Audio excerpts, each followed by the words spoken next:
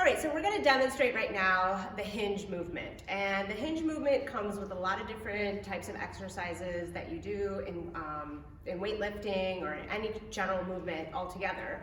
But it's often not done correctly or not understood quite how you should do the mechanics of this. So I'm going to demonstrate just body weight on the right way to hinge. So I'm going to turn to the side so you can see my profile as I do this. I want to bring my feet about hip width apart. And as I start most of my exercises, I want to have my base of support. So I'm going to roll my shoulders back and down. My chest is going to open and I'm squeezing my shoulder blades together. I'm also engaging through my glutes. I have a soft bend in my knees and my core is engaged. So when you start the hinge movement, it's all about bringing your hips and glutes back as your back stays nice and flat. So you bring it back, your shoulders stay back and down, your chest stays open, and you can continue that movement, whatever exercise you might be doing, and ensuring that you're engaging through the glutes and your core as you do this to help protect your lower back. And then you're going to pull up using your hamstrings, glutes, and hips. So this exercise is really focused on the posterior chain. So posterior chain is really looking at, again, your glutes, your hips, and your hamstrings.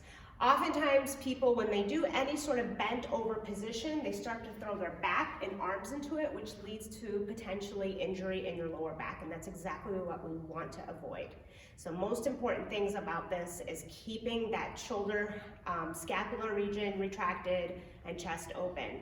Now, the other thing I wanted to point out is this is not a squat. Sometimes this can be interpreted to be a squat when you do certain movements like a deadlift. Some deadlifts are more stiff-legged where you have just a slight bend to your knee, and others can have a little bit more of a bend as well.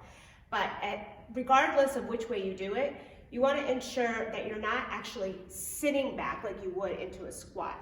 Imagining you're like chopping your body in half. So you're separating your upper body from your lower body and you're bowing forward, and then this way I'm not sitting into it, I'm just kind of like a pendulum here. And I'm keeping my head as an extension of my neck and spine. And then from here, continue to tighten and come back up. And that's your basic hinge movement.